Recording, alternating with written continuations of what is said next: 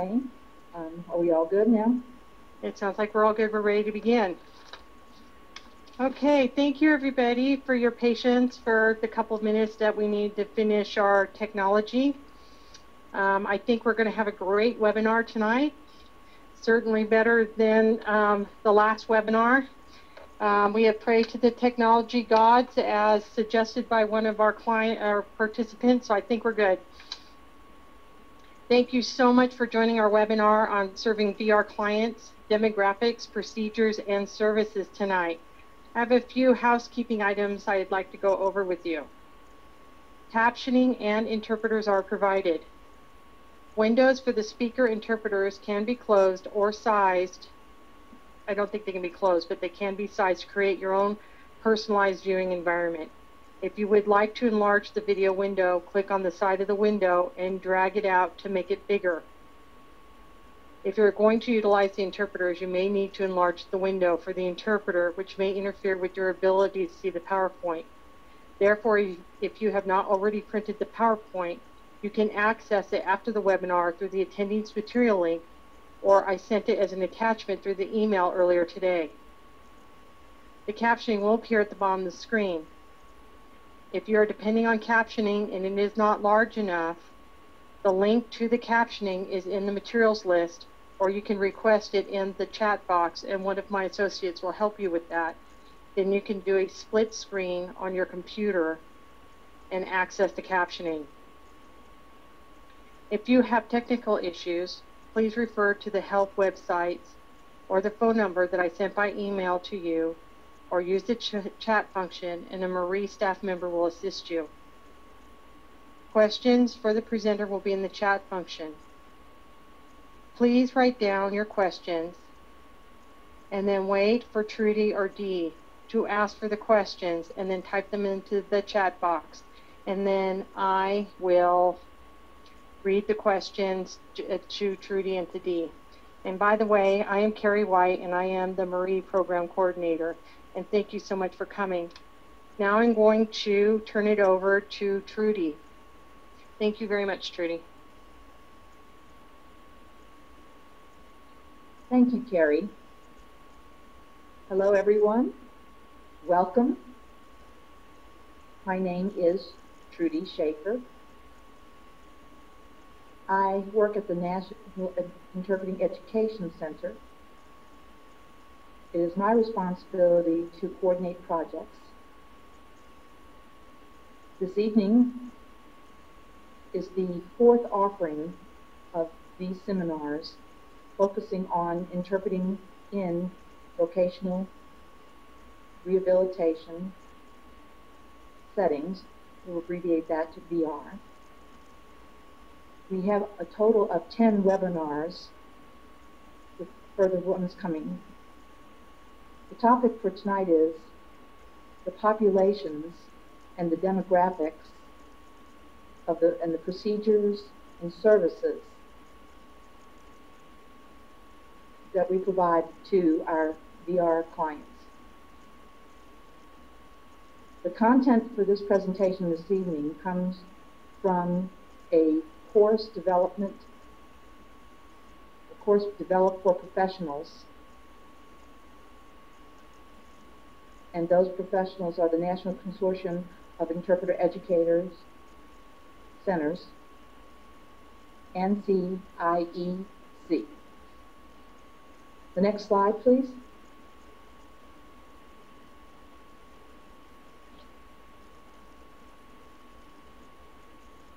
NCIEC includes these 5 regions that you see in this slide, these 5 regional centers, and 1 national center. Next slide, please.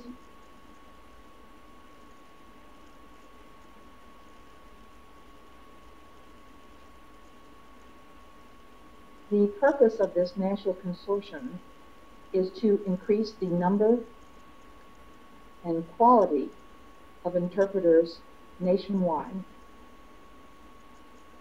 The way that we go about making this take place is to work together with different groups, interpreter education programs, interpreter educators, and interpreters themselves, the consumers, and government agencies. You could have a court agency or commission for the deaf in various states that also work together with us in the consortium. We provide technical assistance, educational programs, training, outreach, research, and many other diverse services. Some of our projects include all the regional centers and the national center.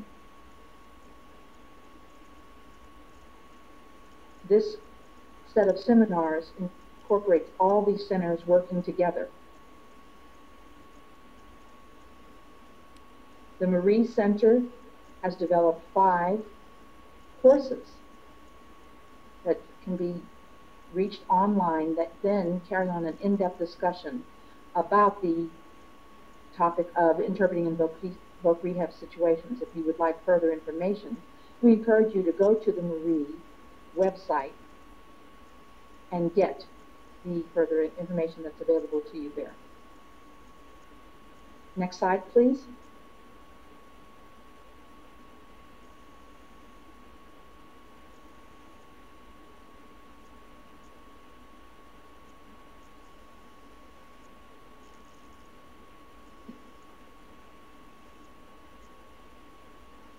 There should be one more.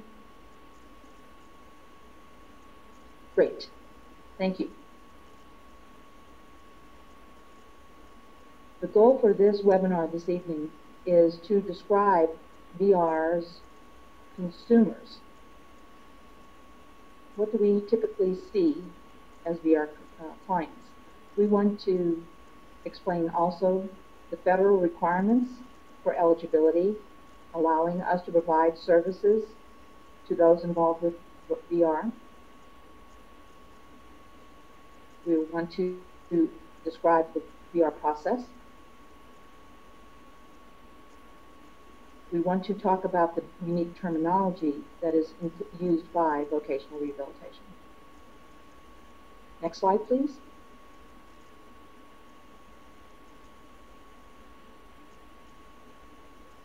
So, I would like to have you all who are involved with this webinar to go ahead and vote.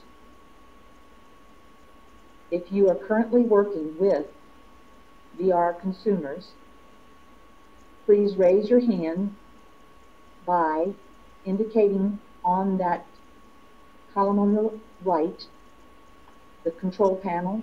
There are some dots, some buttons, icons, and when you look at the 4th one, click on that. That'll indicate that you've raised your hand. Okay? So please go ahead and indicate that if you have worked with voc rehab consumers, if you're working with them right now. So see the voting coming in. I'll let you know the totals once we get there. Okay, we need to hurry because the time for the voting process is going to close soon.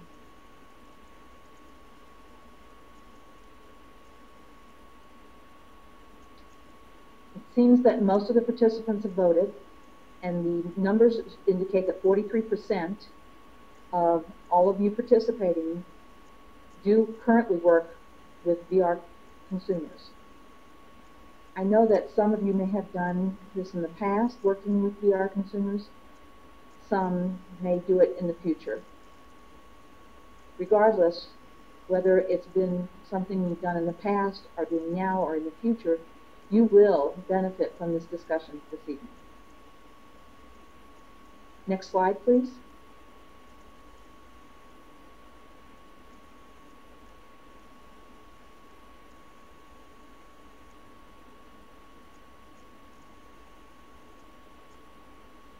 Thank you. VR consumers who are deaf are an extremely diverse group. You cannot just all label them as one particular group.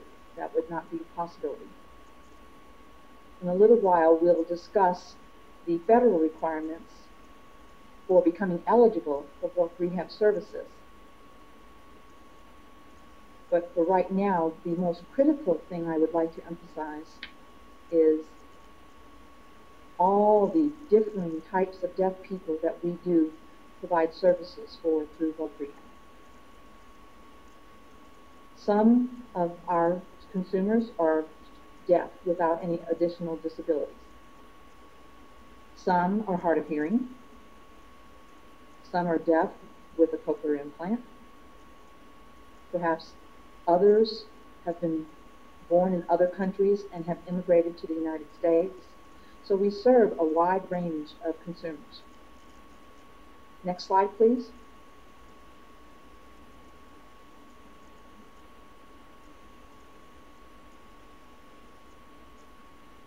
We also have many VR consumers who are deaf plus. That means they may have other disabilities.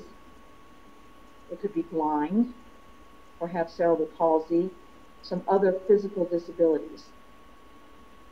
There are others who might have other cognitive issues or mental health concerns. So those are the variety of needs that require different approaches by voc rehab in working to meet the needs of these consumers. Next slide, please.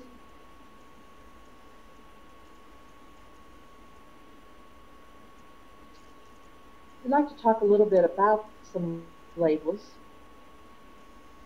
Just a moment ago, I used the term deaf plus. That is a term that's beginning to spread more.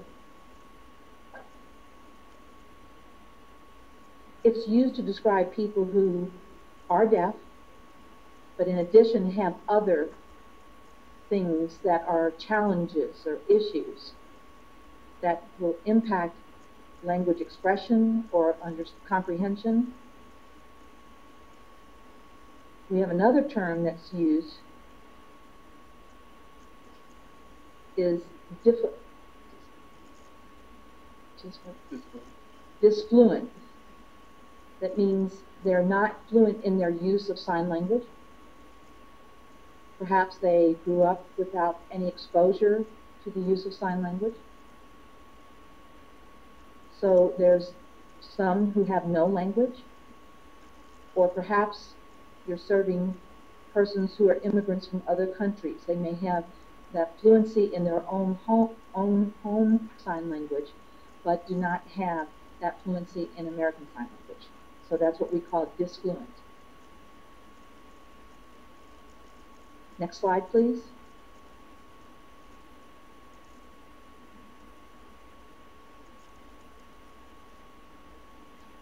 I'm sorry, could you go back one slide, please? Yes, thank you. This is another term that can be somewhat sticky. In voc rehab, historically, I'd say since the 1960s and 70s, this was a term that was used quite often in research and in print, and that is low functioning deaf people, and that was abbreviated as LFD. When you look through the list, it incorporates many of the different variety of characteristics. And if you think about the discussion about deaf plus and then disfluent, those two terms incorporate what used to be under the definition of low functioning deaf. I feel it's important, though, to still retain the knowledge of low functioning deaf because that term is used quite frequently in publications, and many people's needs and challenges are discussed in that content, and it's quite worthwhile. So we don't want to discard all of that research, but at the same time, we're trying to recognize the fact that in the year 2014, that term is really not the most appropriate. I want to mention one particular publication from 1999. It was published by the 25th Institute of Rehabilitation Resources Issues. And that publication is over 100 pages, has a great deal of information included in that. I will send that connection to you once the webinar is completed for your perusal. The point is, the label is not as important as the fact that we are providing these people with VR services. These services are provided to help them attain their various goals, taking into consideration their backgrounds and challenges and how we will meet those. So next slide, please.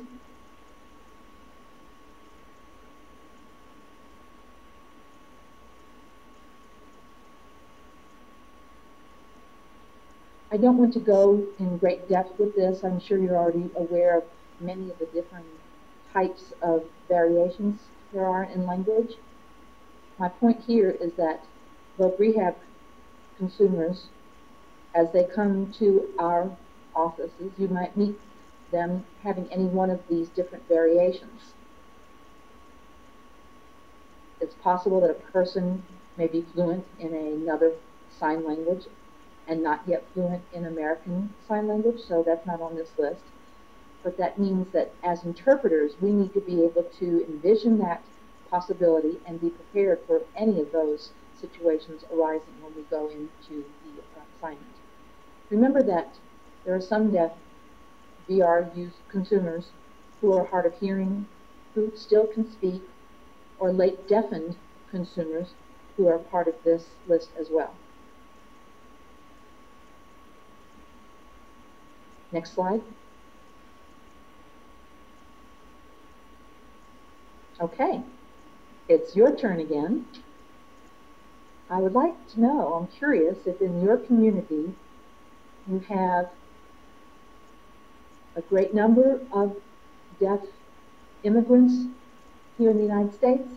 If you do have a large number, please raise your hand.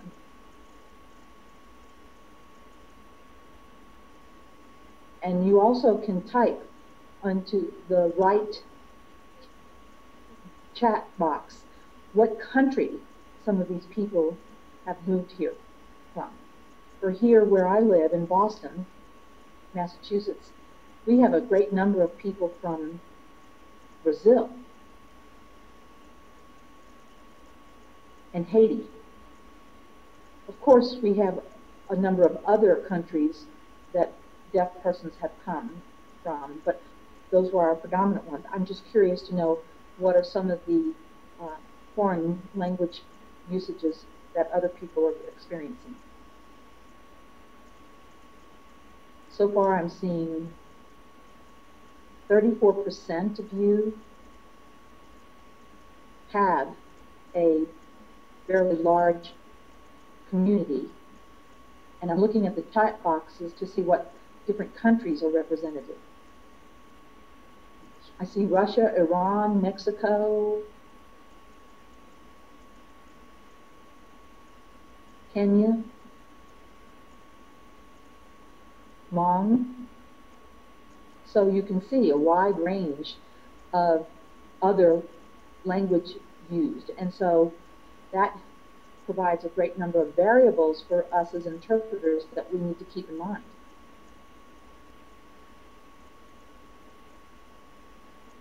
Thank you. Next slide.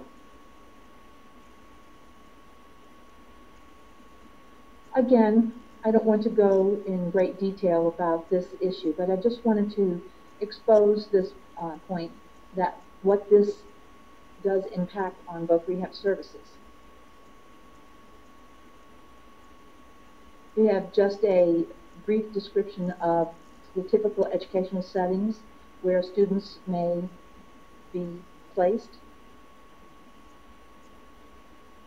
So we have clients who have gone through the residential schools for the deaf, and the experiences that they would have would vary greatly by those who were mainstream. Their worldviews would be very different. Those who have come from schools for the deaf have had the opportunity to experience being around deaf adults, deaf professionals, and having that socialization with them. Students who are mainstream may never have met a deaf professional, or maybe very rarely. So the worldview of these two different groups affects the way you look at their goals. And so it's something also to remember when you're working with these VR consumers. Next slide.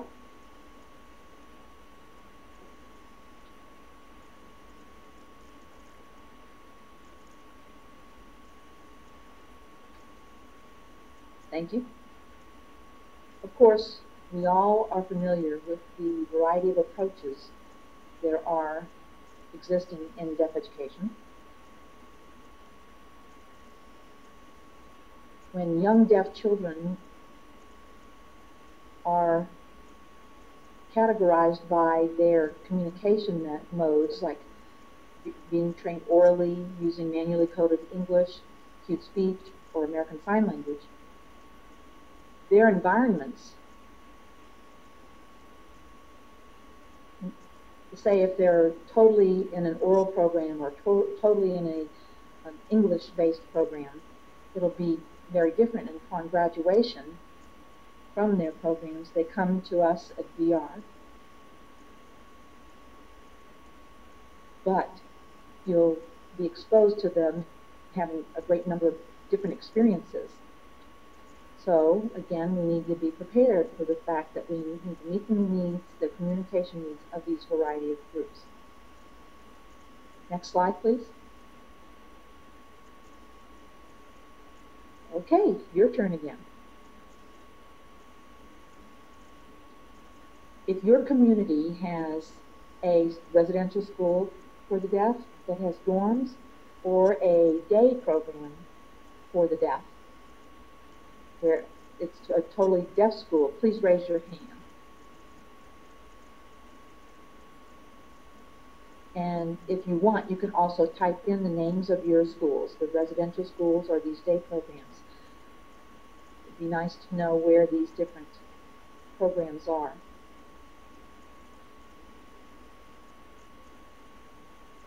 You see MSSD, Michigan School for the Deaf, Hawaii School for the Deaf.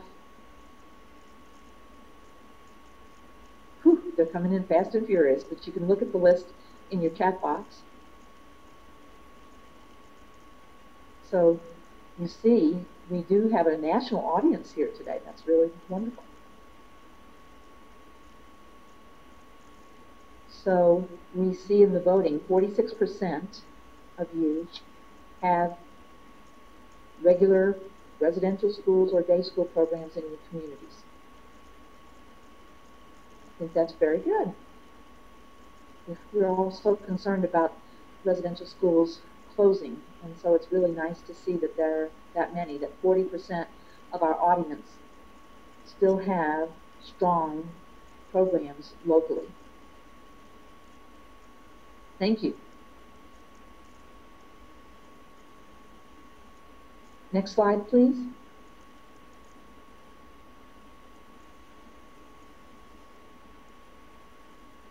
We have talked about when people approach us at Voc Rehab for services, we need to understand their backgrounds, what education and communication styles they have. Did they grow up in America, or have they moved here from another country? Perhaps they have other challenges, other disabilities, variety of communication needs. So now we want to talk about voc rehab's language, particular to us.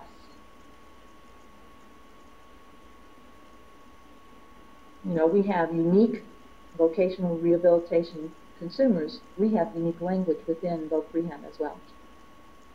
Next slide.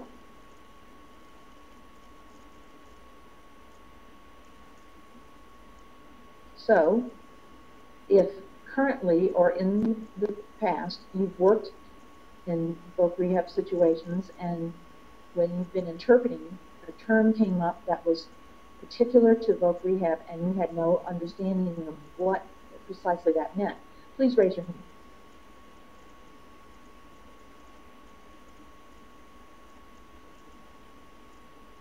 Numbers are still coming. Again, if you want to type in the chat box any of those terms that you were unfamiliar with the first time you heard them, feel free.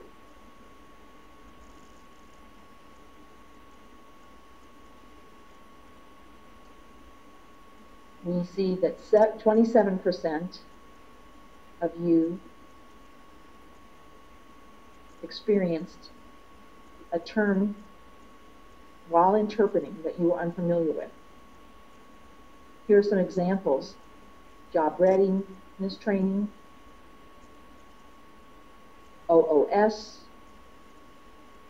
JRT, and I think voc rehab is very used to having many, many acronyms placed one right after the other, and you don't know what they mean, and that makes it difficult.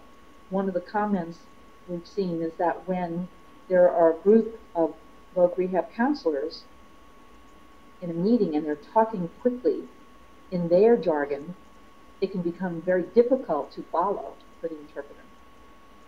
Other items were like ticket to work, O&M, supportive employment.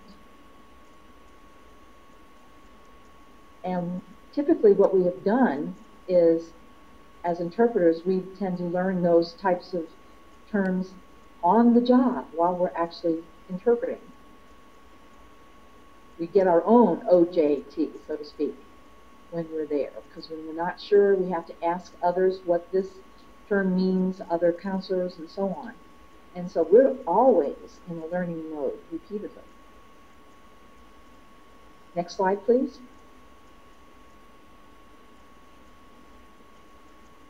I'm happy to inform you that our consortium has been working on providing outreach assistance for this voc rehab terminology. We have established a glossary of VR terms. One of our regional centers in the Northeast, at Northeast University, is working to bring all of those together for the consortium, and they have developed 100 terms in their glossary list. And they're probably the top 100 terms that you encounter frequently in VR situations. We collected those by contacting VR professionals and VR interpreters as to what were the most critical terms that people needed to know if they were on the assignment interpreting, and collected those. And both the VR professionals and the interpreters assisted us in providing written English descriptions of those terms. Then we hired a deaf translator to be able to then put that into American Sign Language. And I'll show you a little bit of that in the next slide, please.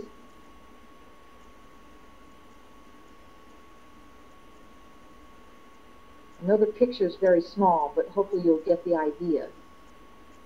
For each term, we have the description in English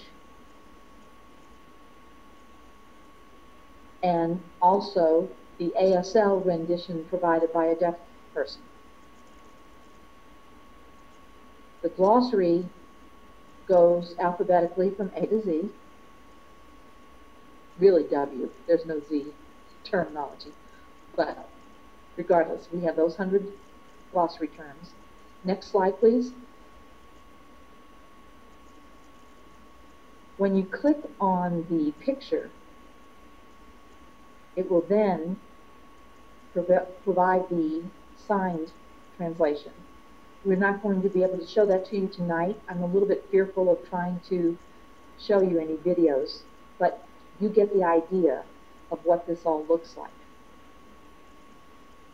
The way that you can find the glossary will be shown to you here in a moment. Next slide. You go to this consortium website, interpretereducation.org, and interpreter education is one word. When that screen comes up, you see the green toolbar, and you go specifically to the drop-down menu for specializations, and then you see there Voc Rehab. Click on that. It will then bring up, can you give me the next slide, please? It will show you these options. The third one is the one you would select, and that's indicating the consortium work and resources for interpreters, Voc Rehab interpreters. Click on that. That will then bring up, next slide please,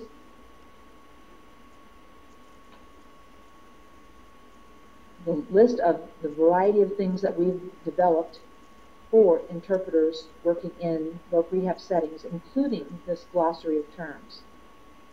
Now I want to let you know that the glossary is listed. You can look at it on the bottom. It's located at the bottom. You click there and it will bring up the glossary. I do encourage you to go to that site and see what are the things we have to offer. We have a wealth of printed materials and DVDs and a 6-pack of DVDs that you can order. Those will be completely focused on Voc Rehab situations. This information is available for any person, whether it's an instructor, an interpreter, a mentor. You can use them in any way you feel would be valuable. That information is available to you. We will soon start talking about the rehab process, and Dee Clayton will be joining us, and I wanted to pause for just a moment and see if there were any questions at this time regarding the consumers, terminology, the glossary, anything related to what's been discussed thus far.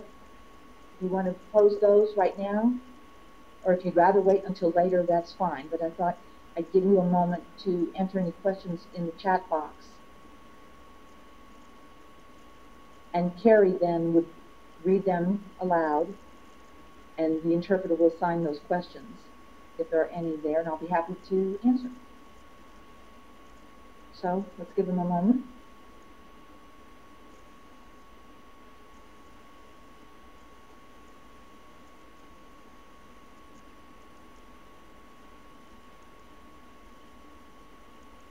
I'm not getting any, so that's good.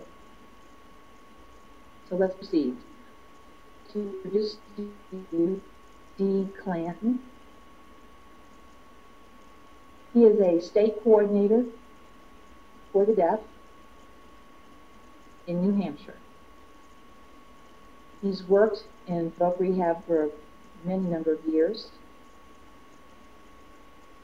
He's going to share with us his experience and wealth of knowledge. He'll be talking to you about the voc rehab process. D, the process starts with the application. If a deaf person gets in touch with vocational rehabilitation and wanting to apply for services, what is the first step in the process? What do they need to let VR know about opening an application? Hi there, Trudy. I really enjoyed your portion of the presentation. In terms of the voc rehab procedure and what that looks like, exactly, when a consumer does make contact with voc rehab, we'll begin by asking them questions about what their interests are and what they'd like to achieve. We'll gather their medical information, their educational information, and psychological assessments, any number of other documents. When they come to the VR office, if they have none of those documents to present to us, then VR can reach out and gather that information that's necessary. In terms of an audiogram or any number of documents, we can assist in gathering those. Next slide. Yes, next slide.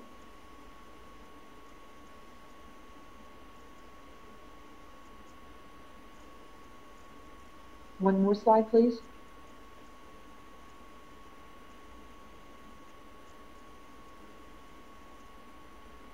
Thank you. That's the correct slide. So, consumers, providers, or VR counselors will gather the necessary information, their medical, psychological, educational documents, have those available to then peruse and determine if that consumer has sufficient barriers to employment. It focuses on the work environment. Is that correct? Correct. Yes. And it has to be determined based on criteria in the application whether a person is eligible or not. We have a number of items that go towards verifying that person's physical or mental impairment, as well as understanding what the person may benefit from receiving VR services and how that person may benefit. We gather medical information, educational information, psychological information, and all of that is very helpful in making that determination. And also, you mentioned Social Security. Obviously, that's another complicated system that comes into play, whether it's SSI or SSDI and a person relying on that. Voc rehab will, however, provide assistance in providing benefits counseling to consumers, giving them more information on how those systems can work together. We believe in teamwork and working to help each other.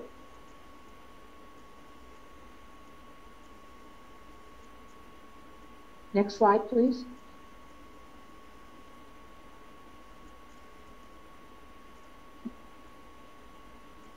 We've spoken about the application process and the requirements for eligibility. I want to wait just a moment on speaking about order of selection. And we will speak about that and how that influences the determination of who can receive services from voc rehab. Dee, can you let us know a little bit about VR funding? Does it come from the federal government and the states? They both participate in that, is that right? Yes. Yes, indeed. But that's not the case across the board. Generally speaking, it's joint funded through federal and state funding. In New Hampshire, however, we don't have state funding, only federal funding. But in most settings, yes, it's a joint funded program between federal and state funds. And when it comes to order of selection, I noticed that term come up. OOS is how it's referred to often. And in Washington, there's a federal law that establishes SRCs, or state rehab councils. It may be different, it may be called something different in different states, but it requires all voc rehab systems to have a council of external individuals in place. Maybe deaf individuals, blind individuals, consumers, legislators, former clients of voc rehab, independent living representatives, any number of representatives on the council. For example, we had a meeting with our SRC this afternoon. That was very rich. And the purpose of the SRC is to monitor the VR services in terms of budget, as well as policies and programmatic issues. And I know it can vary state to state how that takes place. But since VR is funded by both states and the federal government, like I said, some states differ in how it's funded. Some states have a richer funding from the state, others less so. But oftentimes that funding can be very limited, in which case we can't serve all of the individuals that would seek out services. So we create a list, a waiting list essentially. It may not be a best practice necessarily, but the order of selection is what's referred to as, and it allows voc rehab to stretch the funding that's made available and to focus on those with, quote unquote, the more severe disabilities. And in some states, that's defined as, a deaf person may be considered severely disabled. In some states, it wouldn't be. To me, it would be, because oftentimes it comes down to a communication barrier to employment. It depends on, and sometimes a person is deaf with additional disabilities, and each state has a different view on what's considered severe disability. But the federal government wants the budget to be monitored by SRCs, and it can become very complicated from state to state. Some states will have a waiting list, an order of selection, and I know that isn't always beneficial. It might be 1 month to 6 months to a year that a person, or even 2 years, would wait on a waiting list. But if a person is deaf with additional disabilities, they would oftentimes rise to the top of that list. It varies, though, very much by individual.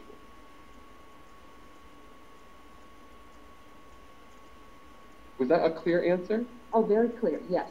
Okay. I just wanted to have a few follow-up questions to clarify, but your assigning in the presentation is extremely clear, so that's great. First, most but not all states do contribute monies to the voc rehab budget. All of the states do receive federal funds. Is that correct? Correct. And each state goes through an SRC, and the SRC looks at the budget and the number of people who are applying for services and make determinations whether there is sufficient funding to serve all the people who have requested service. If there is not sufficient funding, then OOS, order of selection, will come into play, which then emphasizes the most disabled people to receive services. And not all states have an OOS. I mean, New Hampshire does not presently, but other states do. So it depends on, for our audience, you need to find out what's happening in your state, the policy regarding order of selection, so that you'll be familiar with that. And some states call a person who is deaf truly disabled and doesn't have to be concerned with the order of selection. Other states do not see a person who is only deaf with no other disabilities as being that severely disabled, and then would be placed on the order of selection list. So it's a complex issue. There are a lot of variables from state to state. Yes, Dee.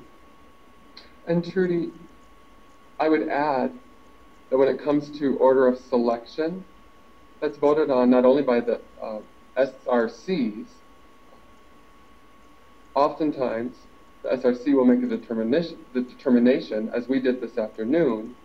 We voted to not have an order of selection put in place.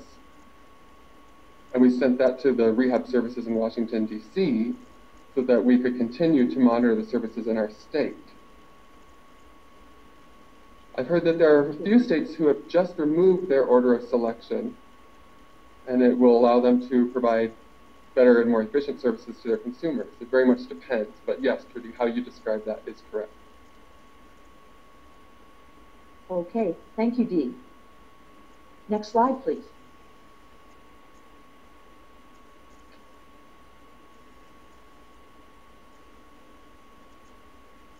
So we're going back to the rehabilitation process, the procedures. A person applies, then a voc rehab counselor will see if they're eligible, and if they become approved, the VR counselor then will sit and work with that particular individual to determine what their work interests are. Say a person coming already knows that they want to work in this specific area. Do we still require a full evaluation if the consumer already knows what they want, as compared to someone who comes in not knowing what it is they'd like to do as far as employment? So maybe you could explain more about that whole evaluation process. Sure, and to step back, Trudy, you mentioned about deaf residential schools and students who have been mainstreamed. Oftentimes we see them approach this very differently. When it comes to evaluation, like you mentioned, Trudy, people from deaf residential schools may know what their interests are, and mainstream students may not know what they want to be as much. And so we'll provide different evaluations based upon those populations. But not only that, if a person were to have graduated high school and make contact with VR, very much ready to know what they'd like to do, another person may not. And so we have to evaluate them according to what their interests are. Perhaps they have applied to Gallaudet or another university. Maybe they've already been accepted, in which case we can just talk about what evaluations are needed then. If they come to voc rehab not knowing what they'd like to do, then we oftentimes provide on-the-job training.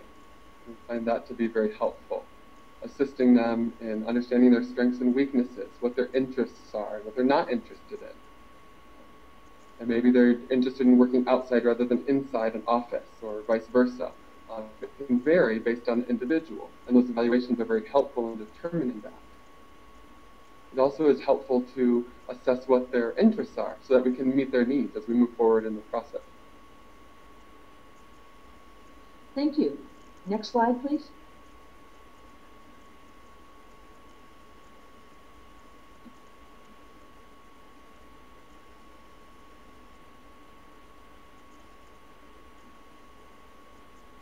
This slide speaks to planning. It's my impression that that's really the true meat, the content of the whole voc rehab process. The consumers and the counselors get together and develop the individual plan for employment, the IPE. Perhaps you can go into more depth about the IPE itself. What Sure. all is included? Yeah, go ahead, Dee. Well, Trudy, the individual plan for employment, or IPE, is helpful in that it allows VR counselors and consumers to meet together and keep them on track with this plan, with the IEP. And every time they do meet, they'll base their discussions upon that IPE, making certain that they are in agreement of what it includes. And from time to time, they'll look and make sure that it's meeting the person's various needs before going back again to meet as counselor and consumer and determine whether those needs have been met or not that are included in the IPE. IPE just helps keep the process on track. Not having a person wait too long or be uncertain about what services are being provided, but it keeps the process on track. And that isn't always easy. But this, can be a helpful tool. Why not? Well, sometimes, occasionally a consumer may be responsible or less responsible, and maybe a voc rehab counselor would say, have you done this or that? And they haven't. And the voc rehab counselor would have to somewhat get on them and say, you need to do these things and prove that they're abiding by the plan. We have it in black and white and allow something observable to track and sometimes push the consumer, not only deaf and hard of hearing consumers, but consumers in general. So that's one element in which that's helpful. When it comes to college students, if a person goes into, has college financial aid, for instance, oftentimes in many states, there are similar funding systems, but they vary from state to state. And voc rehab typically will check and see if there is financial aid or scholarships available for students, grant funding, be it federal or state, parent funding, perhaps there's family resources to provide. Then voc rehab will be the provider of last resort when it comes to financing college education, and that's been the case for some time. In some states, I don't know of any state that voc rehab entirely funds college education. I think it's similar in most states. For example, Dee, I'm sorry, I wanted to ask, I think some time ago, many deaf people thought that voc rehab will pay for all of their college expenses, because I wonder, is that true that that used to be the case, and now they're paying less of that? Is that what's happened? Yeah, there have been some significant changes through time. When I was a voc rehab client, I didn't have any financial aid at the time. My family helped in some ways, but other students, a roommate of mine, all of them were fully funded by voc rehab. One was from Alabama, I recall. A number of them were from different states. And I thought, well, why couldn't my parents have saved that money? But it varied from state to state. And you're right, in the past, that was more so the case, that voc rehab would fund college education more so. But that's changed. Typically, nowadays, there are priorities that a state, they'll try to go to the school in the state first, as the first option, and Gallaudet as a second option. In New Hampshire, oftentimes we'll have them seek out Gallaudet first, and the state school second. We have some other state schools in New Hampshire that are second and third options. So we're somewhat different than the other states. It really depends on how that state operates. Okay. I am aware that colleges do look at the financial needs before awarding any funds. VR services do not have entitlements, but the majority of voc rehab services will be covered, right? Like for training or needing interpreters and things like that. So does that requiring funding, do you have to have assessments before you go to college? When it comes to funding college, that's the case, but other than that, other needs, when it comes to training or providing interpreters, no, that's paid for in full, without a financial assessment of need. It's just training or a certification program. Those are very different than colleges or universities. We'll pay for those services until a person becomes employed. So what about hearing aids? Will those be covered?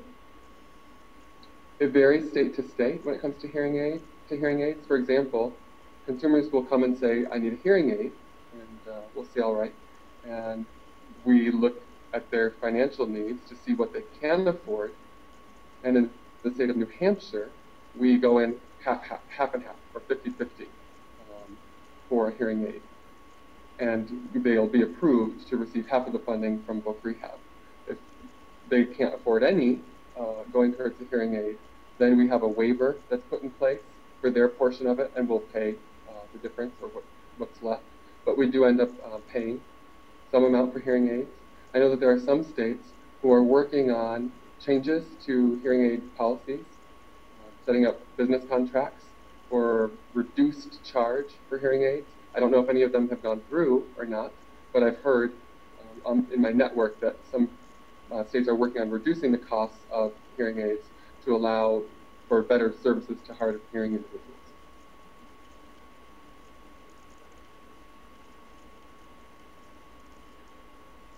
Okay, let me just double check my notes here. I wanted you to clarify something. You said in New Hampshire, your approach was that if a deaf person were to come to your office wanting to go to college, you would emphasize they're going to, say, Gallaudet or NTID or some other university that has services focused on deaf students as opposed to any other regular university. But in other states, they may emphasize that students need to consider going to their state university first, and things like Gallaudet, places like Gallaudet and NTID would be like a second choice, but it varies by state. Is that right? That's right. That's right. We refer to that as the best practice. What we do here in New Hampshire. In New Hampshire, we're very sensitive to the needs of deaf students here. And they have potential, they have interests when it comes to their education, and we know that those will be met at Gallaudet or at NTID. But oftentimes, based on what's around near their home, there may be something close community college that may serve their needs in some of the communities here. And in some states, though, that's not the case. Gallaudet and NTID do fall lower on the priority list, and the nearby community or state schools will be more higher on the list. But we do see more students being referred to Gallaudet and NTID. California State University at Northridge in Texas. Right. SWID. Okay. Sounds good. That's right. SWCID. So next slide, please.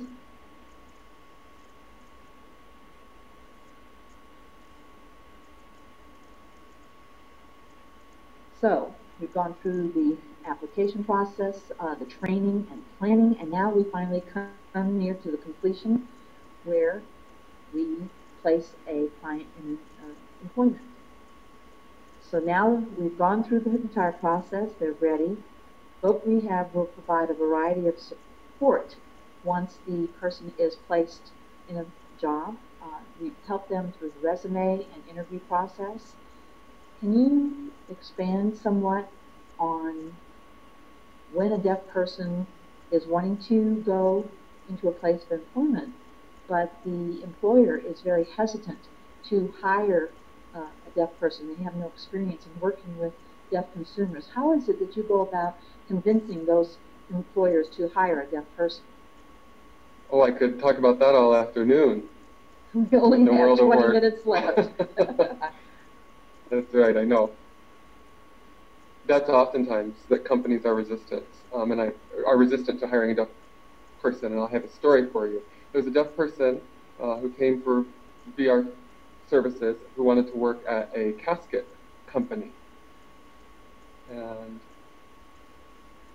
I knew that it might be a noisy environment.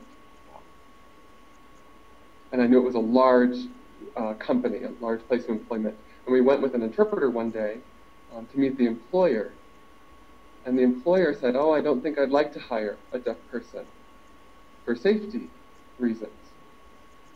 And so I asked, well, what safety concerns do you have? And he said, well, it's so noisy in this environment.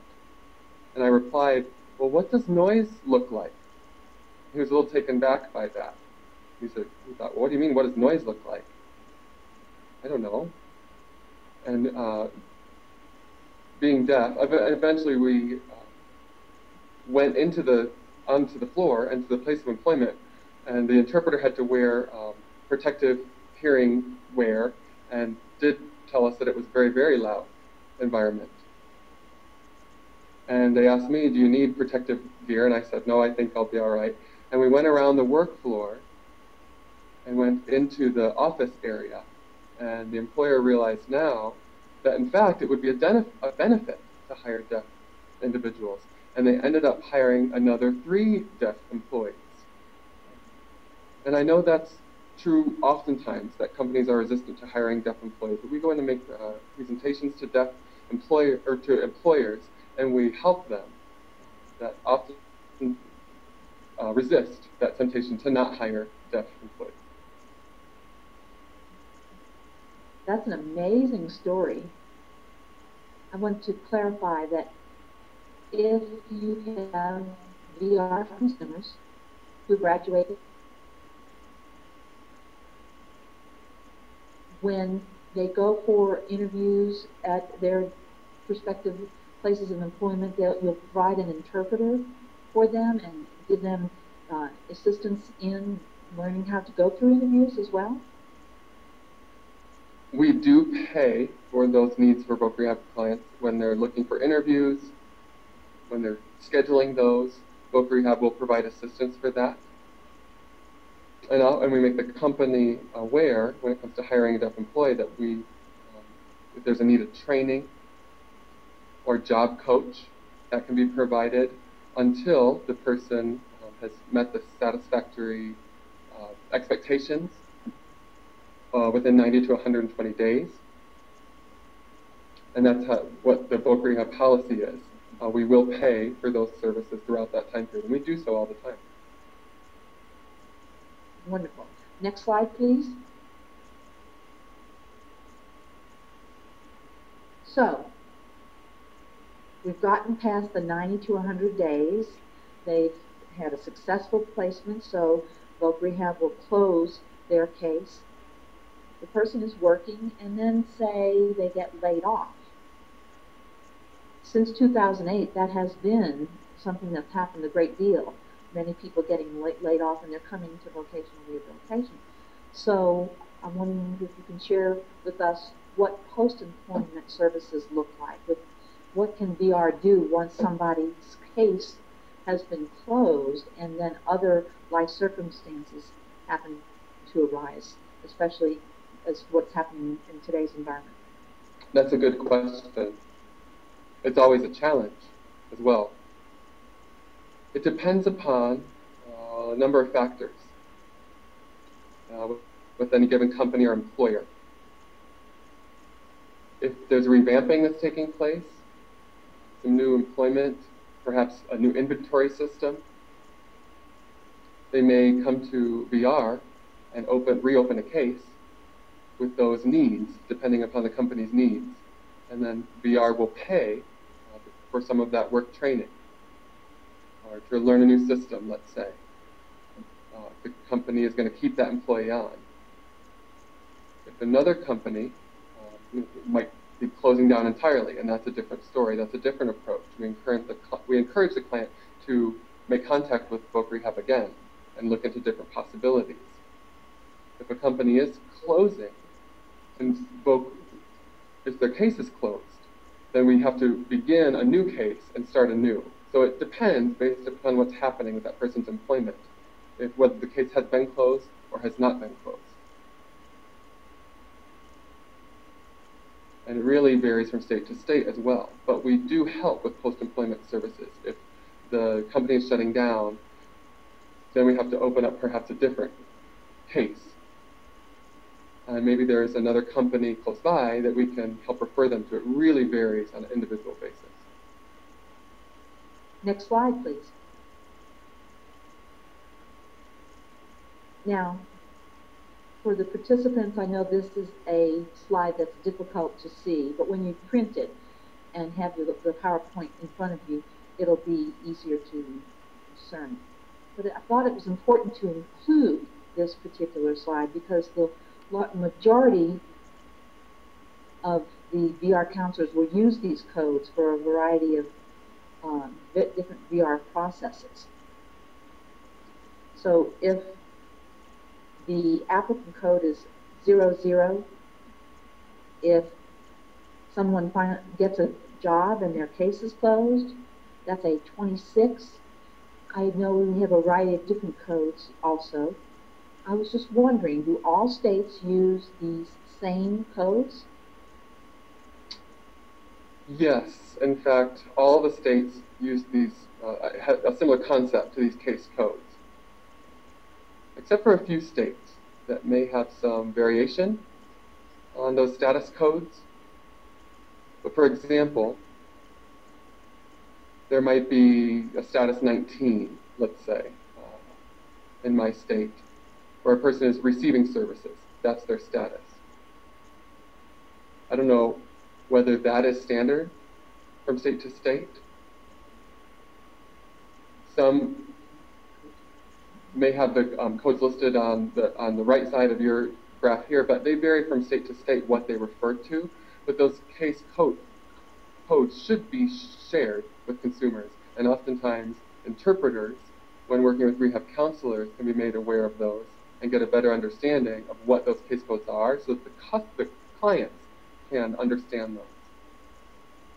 Our philosophy, our policy is that we do try to make those case codes clear to people.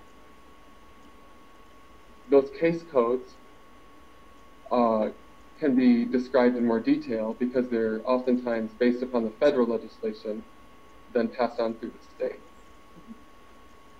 So, they're generally the same in the states, but they may each have something unique to their state, with, like in your situation, that status code of 19. But in general, most of those codes would be consistent across the states, so that way interpreters can have an understanding of what those codes mean. They can envision that and help them in their interpretation. Right.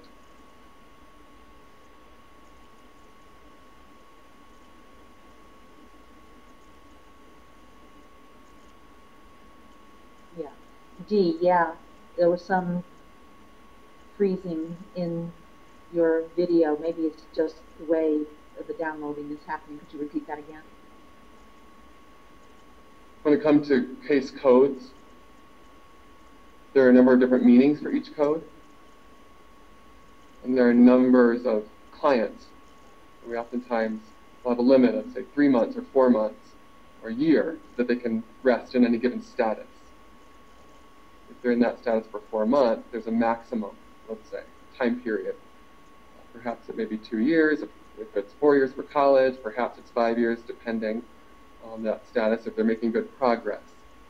We make sure that all clients understand that.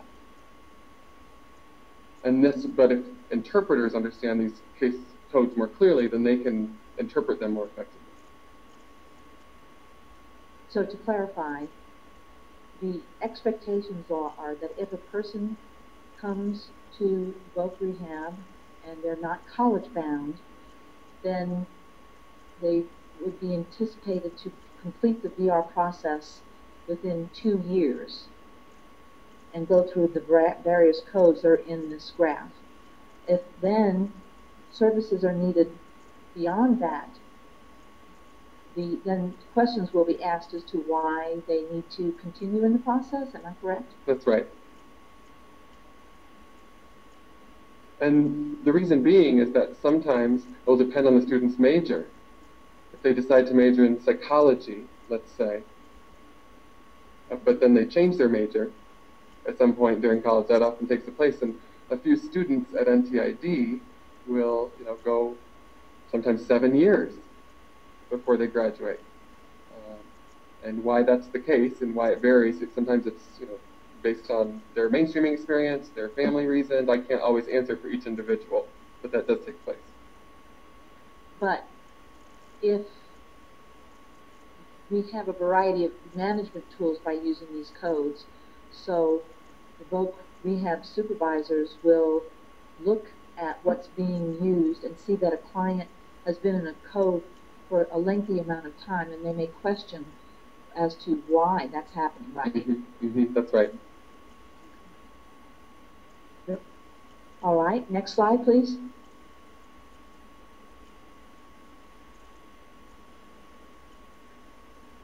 I also wanted to let you know that this chart that we just showed you and this one will also be shared with you once this webinar has concluded. This is the Model State Plan, abbreviated as MSP. This document speaks to services that all deaf people of diverse backgrounds working with voc rehab. And every once in a while, that MSD will be modified, and the MSP will then be looked at, and then that is published. I think the last time it was publicized was 2008, and it was over 100 pages going through descriptions of how services to deaf consumers were provided. Maybe, Dee, you could expound a little bit on what is incorporated into that MSP? Well, first of all, the Model State Plan is not new. I have a very old one that's been used since 1977. You can see here on the screen.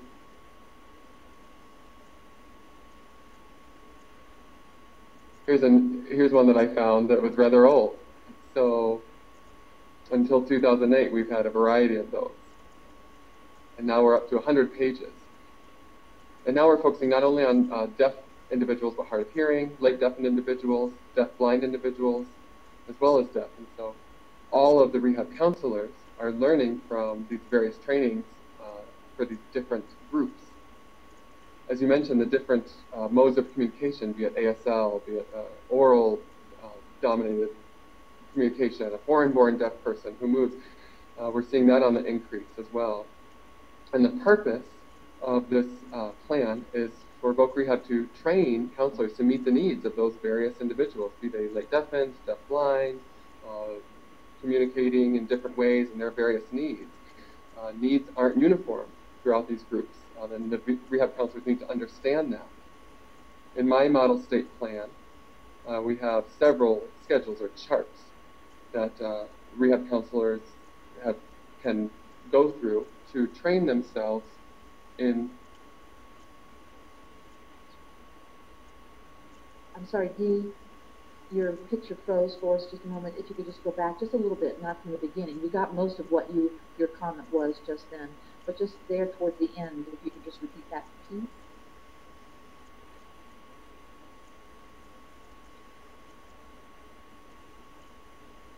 In terms of VR professionals understanding the differences between these groups, those with hearing aids, those without, those who don't sign, those who do, and how to, the technology needs of those various groups, because technology, of course, has changed drastically since 2008 even. And at 2014, we have different technology available when it comes to using iPads. In 2008, nobody was talking about iPads, and now that's all anybody's using any longer. And so when it comes to communication needs, transition needs, technology, and the variety, all of that is documented in the MSP. And like you said, currently, this edition is 120 pages. But we continue operating according to it. And the RSA requires these state plans to be looked at and be updated each year. Or I believe perhaps it's every 3 years, what services are being provided to the I'm sorry, that froze there, just there. You were speaking about the state plans. Your picture did freeze on us just a bit, but you said something about them being updated every 3 years and then given to the RSA, and then what else did you say after that?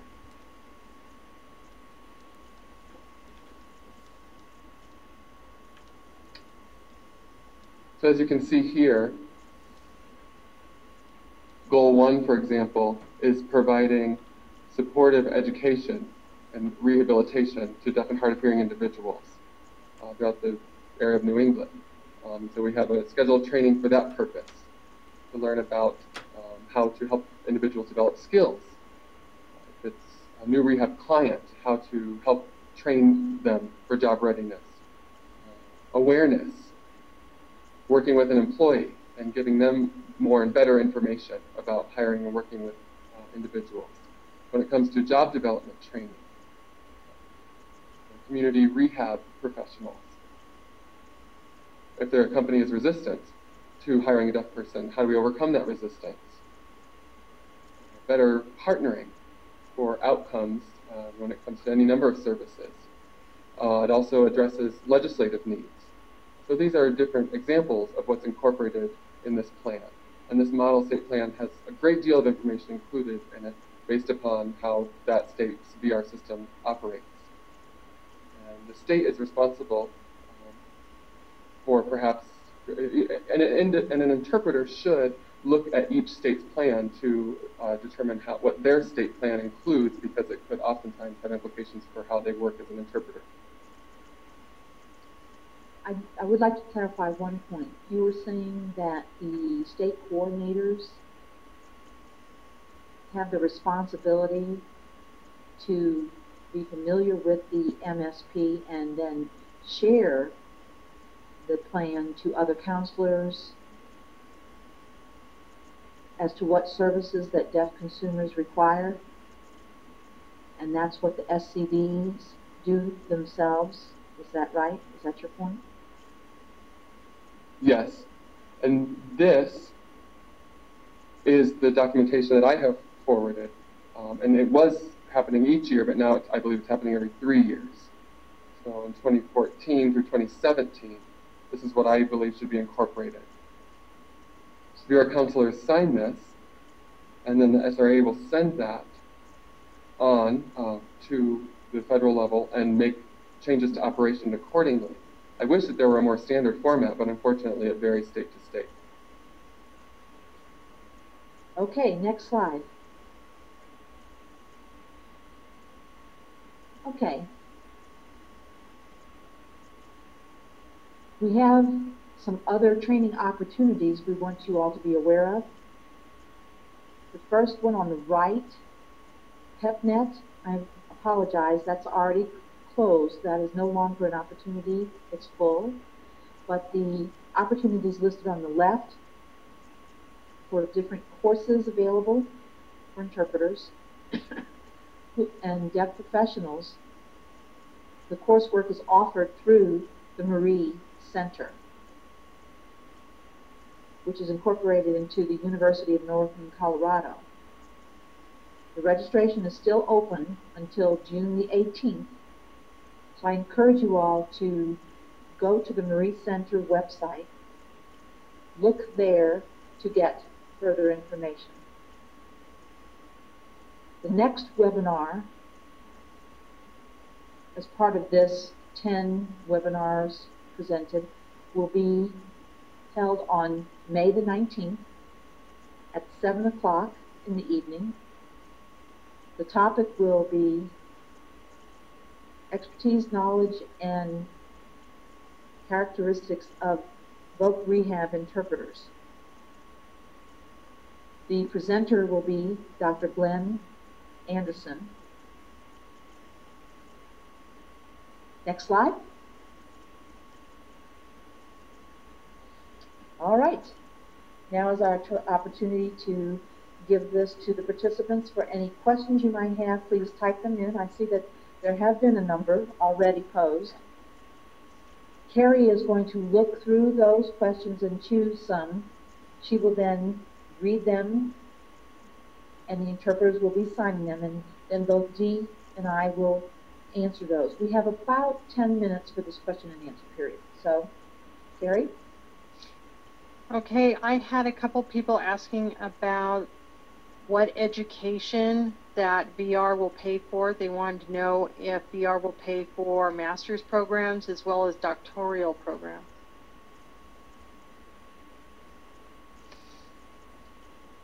I'll hand that over to Dee.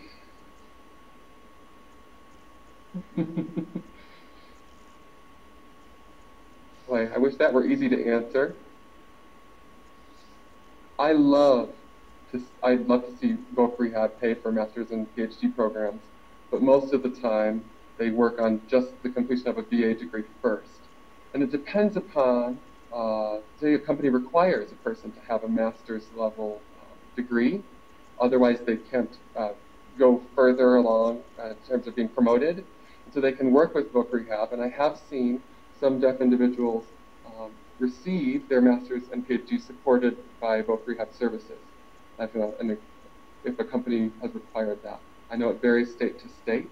I know of one person who has gone all the way through law school with voc rehab support, which I think is great. I'm thrilled to see that happen, because that becomes a model of a person who was very, very serious in getting all the way through their bachelor's degree, master's degree, and then their law school as well for their Juris Doctorate. So I think it oftentimes can depend upon the major that a person chooses. So it's not an easy question to answer across the board. You would need to dig into your state's VR policies and see what they include. Okay. Carrie? Does each state determine the 90 or 120 days for the case closure?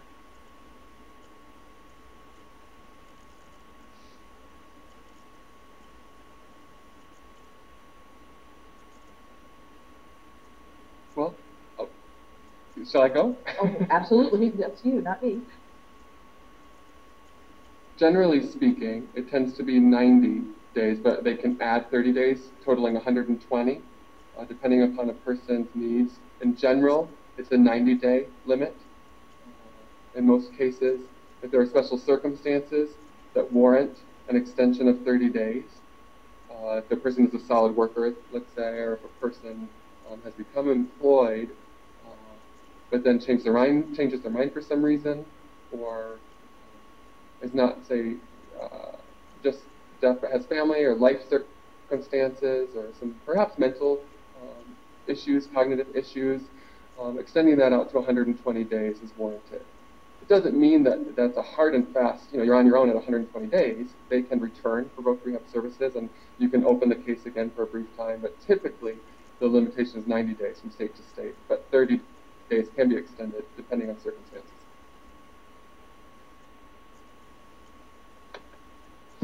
Would states which do not have a state tax, such as New Hampshire, be more likely not to have OOS?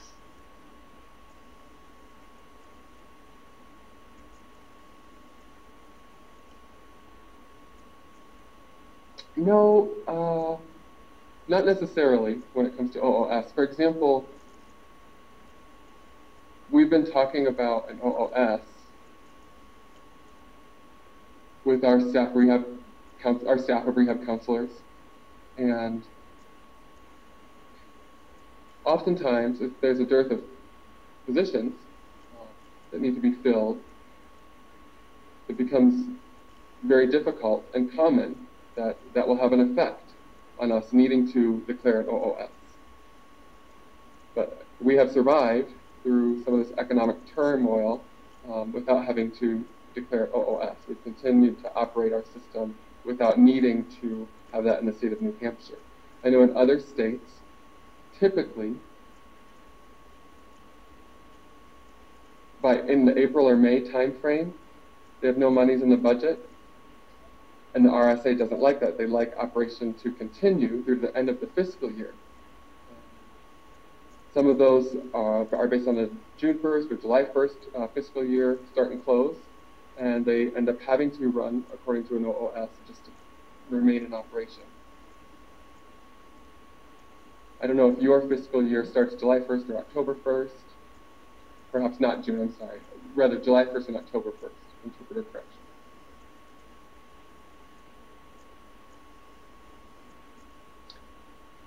Do they test and inform consumers of their Carrie? We can't hear you any longer, Carrie. When VR does the testing, can you hear me now? Yes. Can you hear me now? Yes. Okay. When VR does the testing, do they test and inform consumers of their personal learning styles?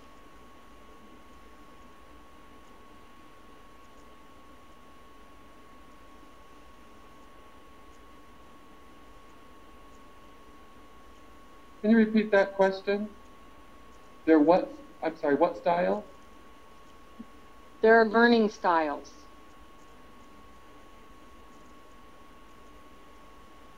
Oh, their learning style. And what about that? Well, When VR does their evaluation and testing, will they test for the learning styles and inform the VR clients of their learning styles?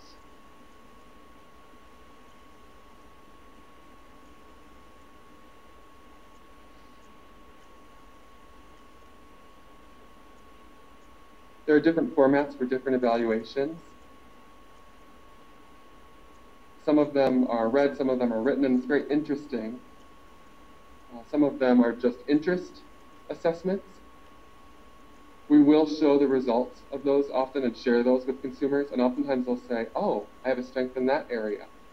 And they'll take that into consideration and realize that they have an interest based upon those evaluations, but we do share the results of those. For example, a deaf person may say, I want to go to college. That's what I really, really want. But their reading skills aren't necessarily where they need to be to go to college. And we never say that you can't go to college, but we'll talk about what they may need to do to achieve that, perhaps through an evaluation, and show them the results of that. And then the person will realize that, in fact, they aren't ready yet to go to college, which may mean that they'll need to do something else, perhaps some training to meet the expectations for entry into college, for admission to college. And that we see that take place often. Was that clear? That answer? Yeah. Yes. What are the qualifications required to become a VR interpreter?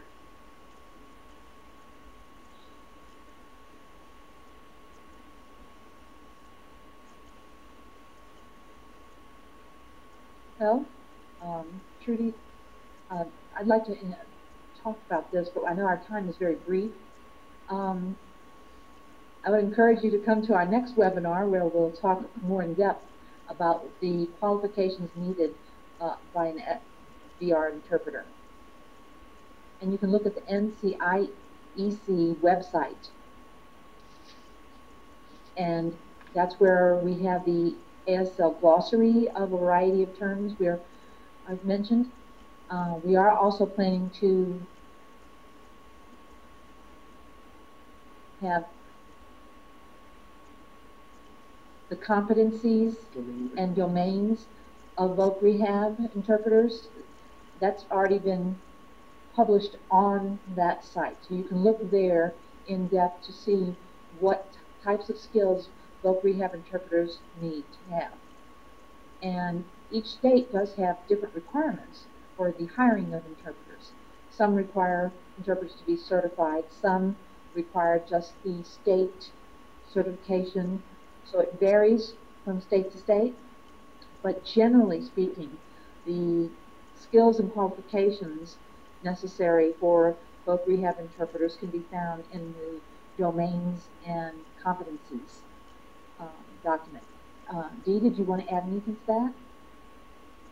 One thing, when you mentioned interpreters and state requirements for interpreter qualification, the state of New Hampshire, and often most states generally require certification, but in addition, some states require licensure. Not only certification, but an additional licensure to work in that setting. So those are two guarantees of qualification. And we in the state of New Hampshire are responsible for monitoring and administering that licensure. That requires both certification, but not only that. In some other states as well, Rhode Island, Vermont, each state varies on their qualification.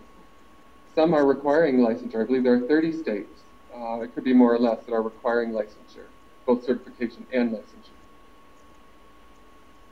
Okay. I think we're out of time, but thank you very much, Dee and Trudy. And thank you, Kirk and Darlene, for your interpreting services, and to our captionist, Terry, and especially to the NCIEC for helping fund this webinar. To earn CEUs, Lene put a link in the chat box. If you missed that, I will send out the link tomorrow in an email. And in that satisfaction survey, you will find a link to submit for CEUs or a certificate of participation if you would like.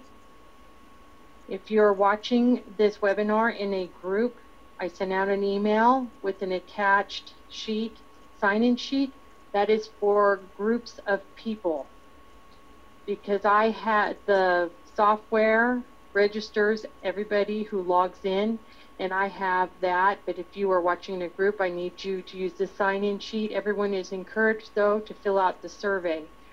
So as I send out the survey, if you had a group of people, please forward the survey on. It will take about 60 days for the CEs to show up on your transcript, so please be patient, especially with the new system. There have been some glitches that may take a little bit longer. I hope you guys all join us for the next webinar next month. The registration will be open tomorrow or the day after, and that will be listed on the Marie website, as well as I will send out an email. If you're not signed up for the NCIEC mailing list, please do so, or send me an email and ask me to send you the link for that, and then you can get on the webinar interest list. And I think that is all. Thank you very much for joining us. We couldn't do this without you. Thank you. Thank you, Carrie. Thank you as well, Carrie. And thank you, Trudy, and both interpreters. The interpreters, Appreciate this yes. great team. And thanks again.